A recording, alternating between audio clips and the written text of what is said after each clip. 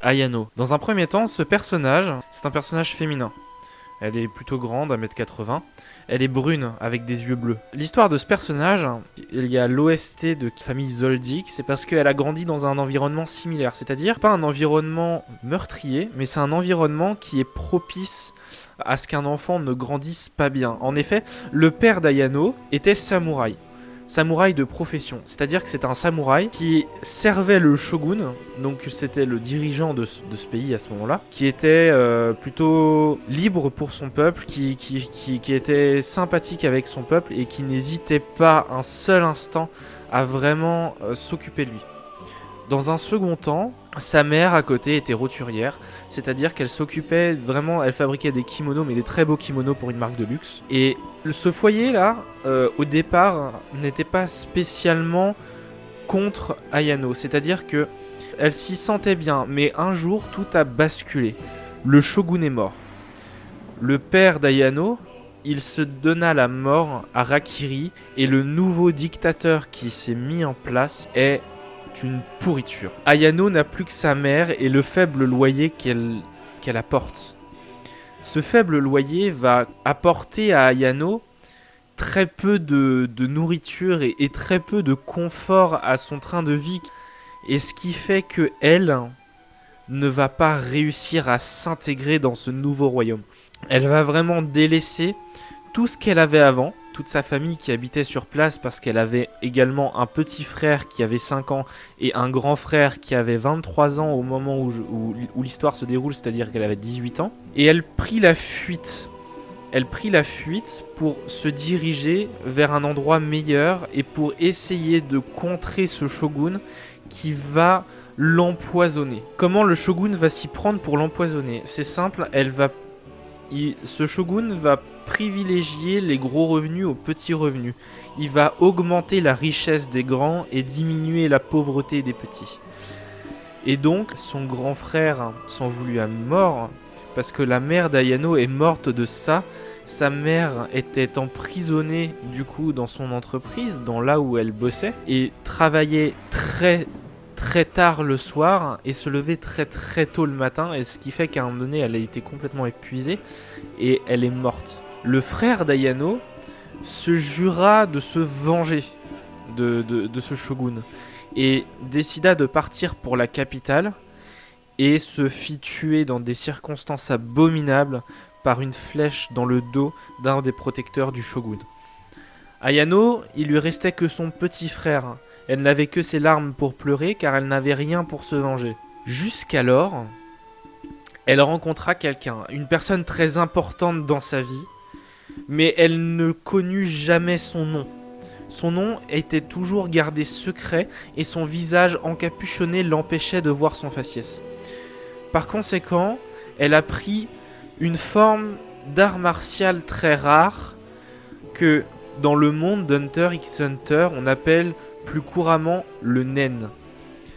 Le nen qu'elle a appris, Ayano avait un caractère quand même, pour faire le lien avec le nen, Ayano avait un caractère très ancré en elle, c'est-à-dire qu'elle était très franche et n'hésitait pas à dire ce qu'elle pensait, mais en bien comme en mal, elle n'hésitait pas. Elle a jamais bafouillé sur une quelconque bêtise qu'elle aurait pu faire, et au contraire, elle n'hésitait pas à reprocher à ceux qui l'emmerdaient, clairement, le pourquoi du comment il devait arrêter ce qu'il faisait.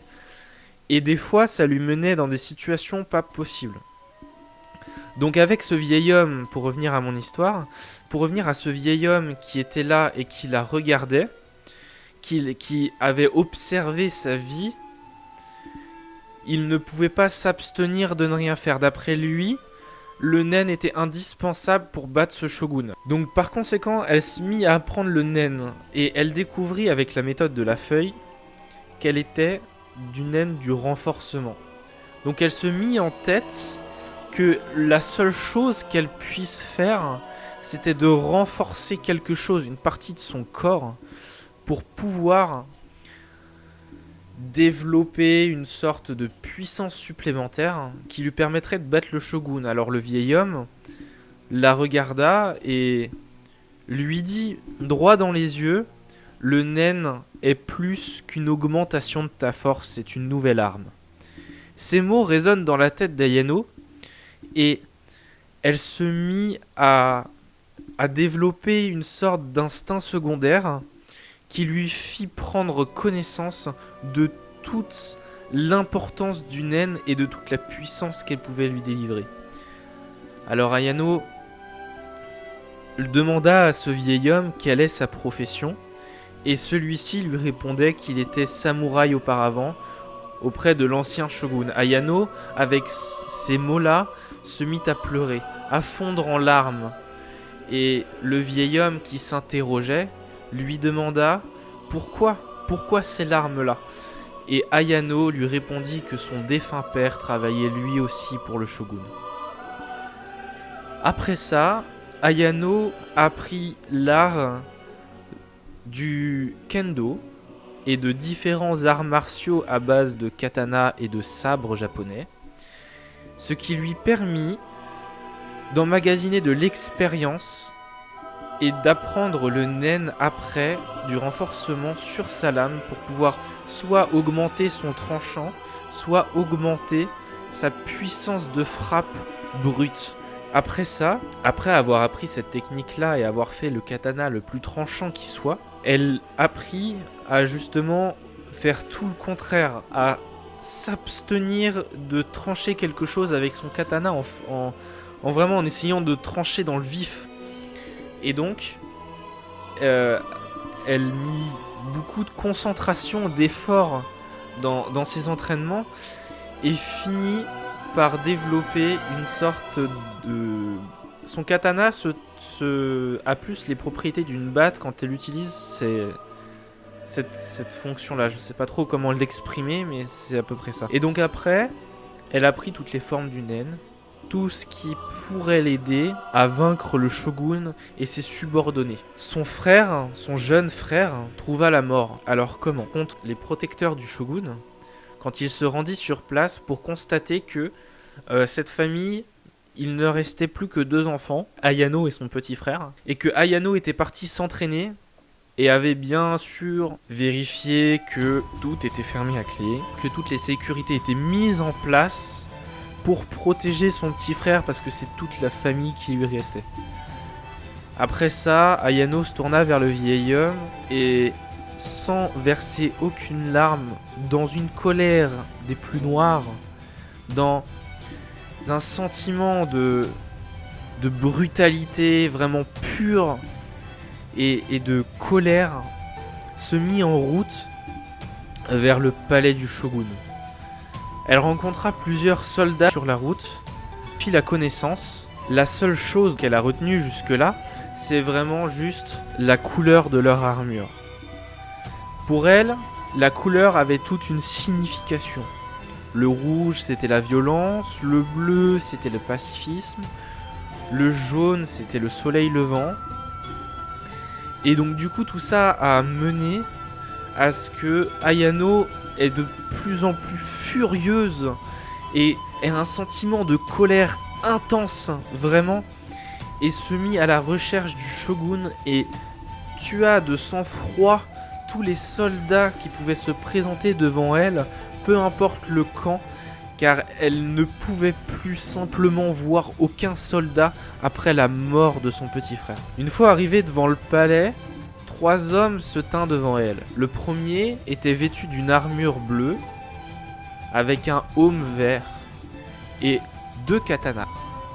Le second était vêtu de la même armure et du même aume, mais celui-ci avait un seul katana. Le troisième se tenait devant elle et tint les propos: « Ton père n'était qu'un misérable. » Ces mots résonna dans la tête d'Ayano comme une bombe à retardement qui fit exploser la rage d'Ayano. Elle prit son katana et, sans aucune pitié, en un quart de seconde, tua le troisième des hommes, celui qui avait prononcé ces mots qui retint dans sa tête pendant des heures et des heures. Le deuxième regardait la scène impuissant et eut tout juste le temps de dégainer son katana que sa tête tomba au sol.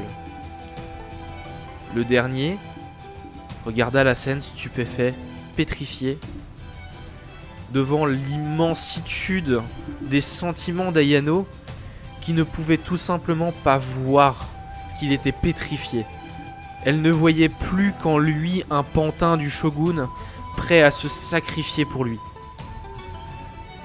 Elle le tua de sang-froid, en lui transperçant le cœur, symboliquement comme son père. Ensuite, elle partit en direction du palais, où 3 hommes l'agressèrent à nouveau. Mais ceux-ci avaient l'air beaucoup plus forts. Ayano, avec son katana, eut du mal à les retenir tous 3. Elle recula de plusieurs centimètres, et dans un élan, les 3 s'approchèrent d'Ayano, mais Ayano eut un instinct secondaire, vraiment le deuxième instinct qu'elle avait développé auprès du vieil homme, et celle-ci se retrouvait à présent derrière les 3, sans que ceux-ci n'aient vu ce qu'il s'est pu passer. Ayano, le sabre presque renfouré, rengaina, et les 3 hommes furent décimés. Le shogun vit la scène du haut de son trône, terrifié par ce qui venait de se passer, mais confiant malgré tout. Ayano donc en déduisit qu'il connaissait aussi le même principe d'art martial qu'elle avait appris, et le shogun prononça les mots de naine, de samouraï, de roturière, de famille. Ayano, dans un élan de colère, sauta contre le shogun.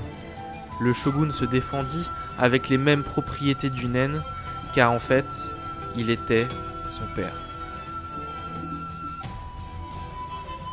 Ayano, stupéfait par la nouvelle, tua son propre père, après avoir appris que c'est lui qui avait ordonné le massacre de sa propre famille. Elle en était complètement terrifiée et stupéfaite.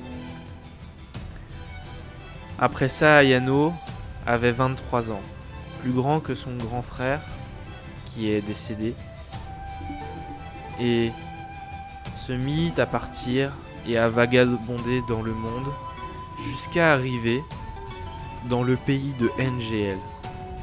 Dans le pays de NGL, elle croisait toutes sortes de familles et de patriotes qui la mirent en aise, et son histoire dans l'ERP commence ici. Alors voilà pour son histoire et pour ses capacités. Comme dit dans l'histoire précédente, elles sont issues de sa colère profonde envers le shogun, qui est désormais mort. Sa première capacité, c'est de pouvoir augmenter le tranchant de sa lame. En se concentrant, elle peut aussi renforcer sa lame de manière à ce qu'elle ne tranche plus, mais donner des gros coups de batte avec. Vraiment, c'est de la violence pure, et elle n'utilise cette forme qu'en cas de dernier recours, car cette forme, en fait, est sur le même principe que le pierre de Gon, c'est-à-dire qu'elle concentre vraiment toute son aura sur son épée. Ce qui donne un déferlement incroyable et une puissance de frappe hallucinante. Pour sa catégorie de naine, vous l'aurez compris, c'est une catégorie du renforcement, car elle est très brute et très franche avec tous ceux qui la maltraitent, et au contraire, qui sont bienveillants avec elle. Parce qu'Ayano, dans le fond, elle désire que de l'amour, et tout ce qui lui est arrivé, ce n'est absolument pas de sa faute, mais elle se remet en question constamment, et paraît légèrement dépréciée. Donc voilà un peu, je vais regarder sur la fiche RP maintenant, voir si j'ai pas oublié des trucs, mais normalement je devrais avoir à peu près tout dit. Alors... est-ce que j'ai tout dit? Général, c'est bon. Modèle fiche RP. Son physique, j'en ai parlé tout à l'heure. Elle est groupe sanguin A+. Elle est née, elle a 23 ans, donc elle est née en 98. Elle est bisexuelle.